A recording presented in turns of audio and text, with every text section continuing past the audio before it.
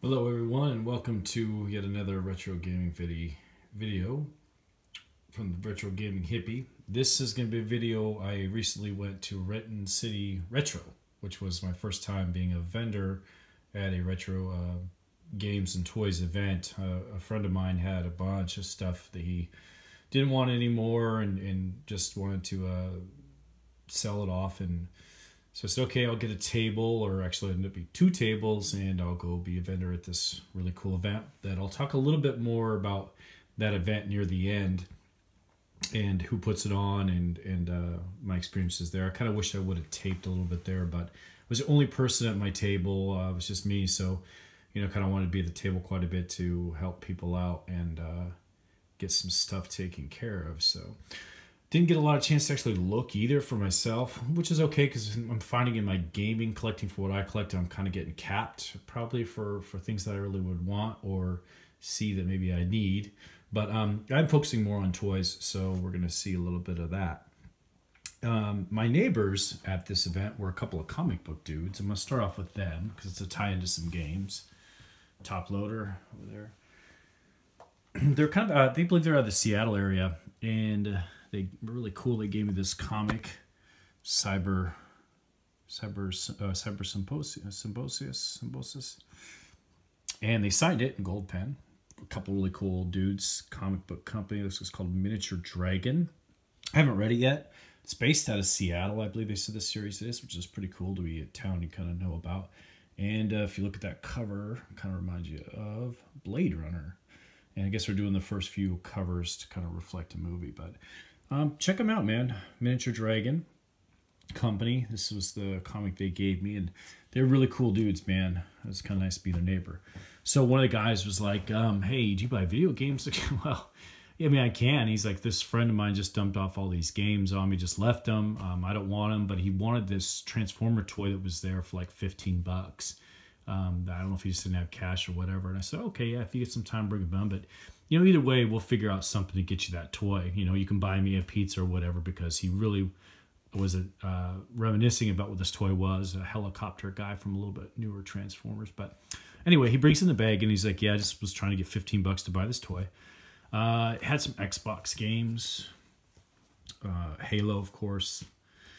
Everybody, I guess, likes Halo. Half-Life 2, which I've played quite a bit of it. And every time this reminds me of Walter White from Breaking Bad for some reason, the dude on the front. And I kind of wonder if I play it through long enough, if he kind of turns into like the badass like Walter White, or you try to make him Walter White. Kingdom of Fire, The Crusades. I'm going to fire this up actually tonight on the Xbox. Oh, yeah, that's my Star Wars mug. I got the Lando one from Denny's. Because if I remember right, this played like Kessen, where you're like a main warrior with a large arm, you lead him into battle, but it had this really repetitive but like rockin' soundtrack of not bands like you would know, probably not a licensed band, but just the guitar heavy. It's just like, man, I'm going into battle with this heavy guitar, just crazy, going in and slaughtering people. So I'm gonna fire this up tonight. And Time Splitters, which for me, if you like GoldenEye, I would recommend checking out Time Splitters too. It reminds me a lot of GoldenEye, but obviously better graphics because the times have changed from 64, and a little bit smoother fun play. I'm assuming this one's like Time Splitters 2. I just take that back. I played Time Splitters 2, not the first one, when I'm saying like GoldenEye, but I'm pretty sure they are. And then he had a bunch of handheld Game Boy games, Pokemon trading card, which handhelds really aren't my thing. Yeah, I played more on the phone than I would probably a handheld. This was really hard to see. Quest, Brian's Journey, Pac-Man, another Pokemon, a little bit more sought-out type Pokemon. I don't know what special Pikachu edition. I would just think this was Pokemon Gold or Yellow or something. But like I said, I really don't know my handheld stuff that much. I mean, I know people like Pokemon. They're not as expensive as people think, but people like Pokemon. This I've played the Dragon Warrior and Dragon Quests on PlayStation and PlayStation 2. The one I think is on PS2 that's called Dragon Quest. I don't think they're called Dragon Warrior at that point, but it's one of my favorite RPGs to play. Got a lot of I like the graphics. They're simple, but they're good. Good sound, good dialogue, funny. and upgradable, weapons and pretty simple to follow and play through and a lot of fun. This one's actually called Dragon Warrior Monsters, so I was guessing it was probably not an RPG. It might be kind of like how that Pokemon has a trade game. Pokemon Fire Red, Game Boy Advance. And then this is the one that I actually did look this up because, the guy only wanted $15, and after I saw him, I was like, I might give you a little bit more because it's his Tactics Ogre, which I know the Ogre battles are pretty popular, and I was thinking it was the same Atlas company that makes some pretty solid games. Like, I think they made the Magna Carta game that's really good. So I did look it up, and like this one seemed like it was probably like a $30 game, I say, on its own, probably. I haven't fired it up yet. So I ended up giving the guys, I'll give you $20, man. 15, you get your toy, then extra $5 because, this is worth more than $15. I mean, it's probably double. It's probably easily double 15 or even $20. So it was a good deal. I did pick up a couple games out in the trade show for a reason. A couple of Atari games, Outlaw. Because I want to do a video talking about this right here, the artwork of an Atari and what it meant to me and what it maybe means to everybody else.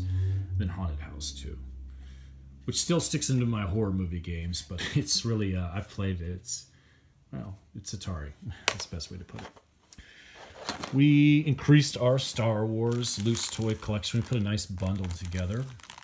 Some Leia and her Bosch, Lando. Of course, these are loose, no weapons or anything, so it's not really a big thing for me since I like to just stick them out on a shelf. Another Leia, her Bespin. Of course, it's not complete either. She's missing her cape and blaster. Obi-Wan Kenobi. This is my favorite character because I was joking around with the guy, and it kind of shows you how old I am, and maybe somebody will get it. It's like, oh, that's Charles Bronson. I forgot he was in Empire Strikes Back, which it just reminds me because of the mustache. And if you don't know who that Charles Bronson is, Wikipedia Death Wish, this new movie I think that Bruce Willis had, and it's going to put you back to an original Death Wish, and Charles Bronson was the main guy in that. He was an action star of the 80s or 70s, 60s. He was around for a long time. But this is the white Bespin card. And the Flash from Toy Biz, 1990-ish. I already have a DC Powers Flash that sits on my dash loose. And normally carded figures is just really not my thing. But I was able to put together a bundle and got this for actually... No, I did pay $10 for that. And I think it was the other ones I bundled with the guy. And, man, I hope everybody's sitting down with Alexa box stuff. Chances are I'm going to take this guy out of the package and put him next to the other Flash on the front of my Volkswagen bus. More than likely. I mean, it's not a perfect card anyway, so I shouldn't give anybody too much of a heart attack. But you got to like Flash.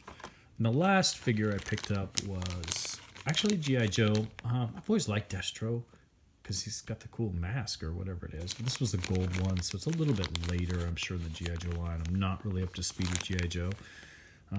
But he's just another kind of a cool figure. There were only, back in those days, 3 G.I. Joe figures that I ever got, and it was just because I was into ninjas. So I had Snake Eyes, Storm Shadow, and Quick Kick, which were kind of like the ninjas. And then today I stopped by my thrift store like I do on my lunch break every day, one of the ones we have in town, and I picked up a few things there. One of them was kind of ironic. Star Wars Jedi Starfighter. I haven't played it, and I don't have it, and I stick to collecting Star Wars stuff, so, it's a good thing to get in there. A little Game Shark Game Pro for Game Boy Color and Game Boy Pocket. 64 controller because... I had a couple, my friend's stuff at the show. There was like 10 more from his collection. But before the doors really opened, this guy came in. He bought every single controller I had and both my Super Nintendos. He bought a bunch of stuff for me like in the first 20 minutes that I was there. But I ended up with only one more N64 controller. So I was like, hey... Ironic that I just go back to the thrift store after the show, the very first day it's open again, and there's a 64 controller. And the biggest ironic, funny thing to me, it was in my friend's collection, One of the first games I ever got in when I started doing this in a lot from somebody that at work. And I did a review of it. I just haven't posted it yet because I was curious. But my friend's lot there, and it got sold. And I go into the thrift store, and sure enough, Dusty Diamonds All-Star Softball is there. And I think, wow, man, I just sold that from my friend's collection, and now I got one for me. And it's not a bad game. I thought that was ironic. I know people like to hear these things, so I'll tell you, it was $5, which is what they price every Nintendo game they get at our thrift store. Pretty much every video game period is $5, I think, for the most part. So you can find treasures there, and you can find not treasures that are still $5 for the most part. But that was kind of an ironic find. So the other thing I kind of wanted to say thanks to a gentleman by the name of Emilio Morales, I think it's his last name. I know his name's Emilio. He's one of the guys from D-Pad who put on the Renton City Retro. He really hooked me up last minute with a table. I was going to go up there with somebody out of Cosmic Games in Bellingham, which is a really cool store run by some really good people. But he had a last minute emergency come up, so he couldn't get it, and he hadn't reserved a table. And so it was like Tuesday. Before the show, I messaged Emilio and stuff and said what's going on. And he was like, oh, yeah, no problem. You know, yeah. So, Emilio, thank you for hooking me up with that. The show was really great. There were a lot of stuff there, of course. A lot of good people. I think I got to hook people up with things that they wanted or needed, or what the case. I know there were a couple folks that came back and forth a couple of times, and not really sure why. There was this guy that was looking at a game that was like $8, an Xbox, and he came back 2 or 3 times, and I finally was like, he didn't ask. I just, if you had any questions, let me know. I was like, I don't know that it's a money thing, but he really wants this game. So I said, man, you want that game? You can have it. What's $8 to hook somebody up with something that obviously he really wanted it? And I'm not judging. He might have had the money. I don't know what was holding back from getting it, but I know he definitely wanted it. So it was like, take the game, man. Go have fun with some Ninja Gaiden Black. Other than that, like I said, great show, great time. I definitely want to go to those more as a vendor.